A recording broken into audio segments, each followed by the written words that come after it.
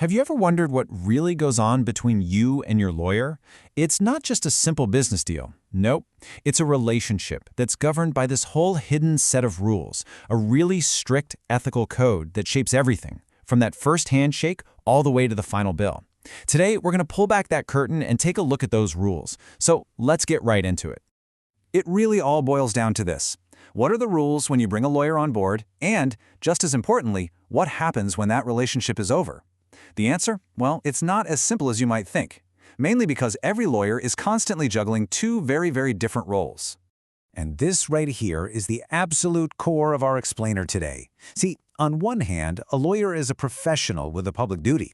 They have a responsibility to the justice system itself. But on the other hand, they're running a business, right? They need to find clients, they've got to manage their costs, and they have to turn a profit to keep the lights on. These two identities, well, they're often pulling in opposite directions. And the ethical rules we're talking about, they exist specifically to manage that tension. So let's start where the whole relationship begins, the marketplace. This is where lawyers go to find their clients, and it's the very first place that this two hats problem, that public duty versus business mindset, really comes into play. And you see it most clearly when we start talking about advertising. You've basically got three main camps in this whole debate.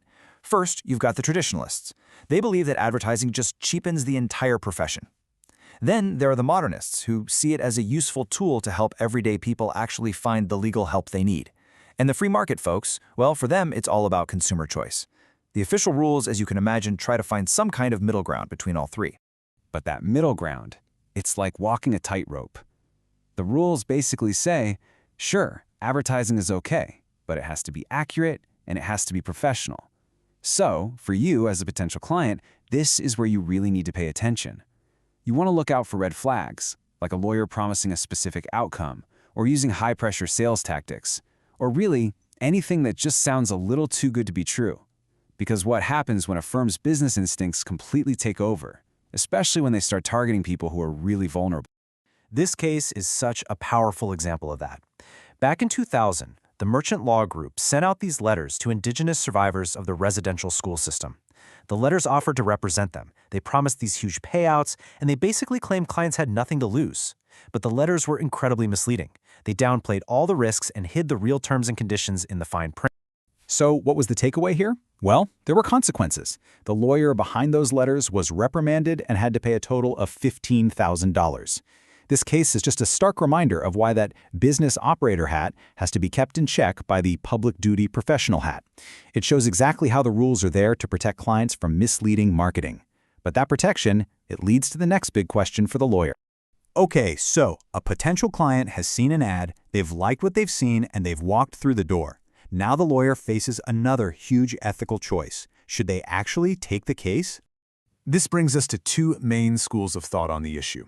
On one side, you have moral non-accountability.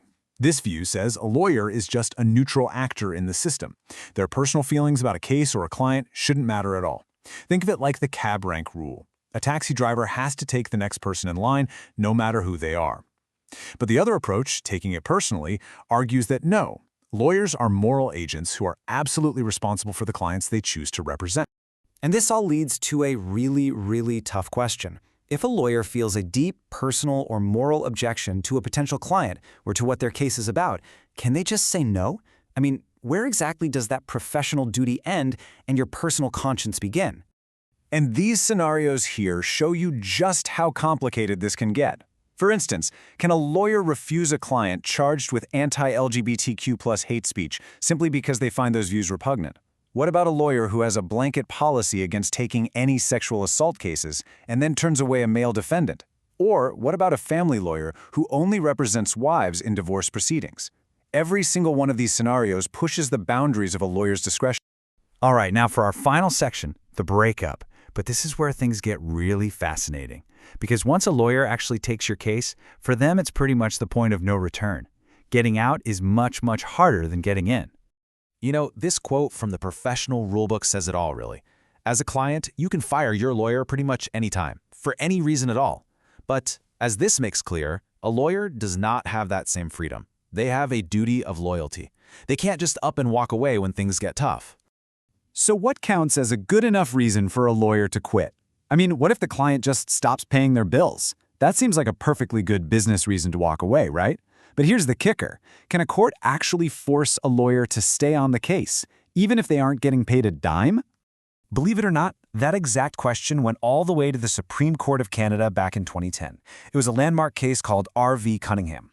A legal aid lawyer wanted to withdraw from a criminal case because her client's government funding had been cut off. The court had to decide, could they actually force her to keep working?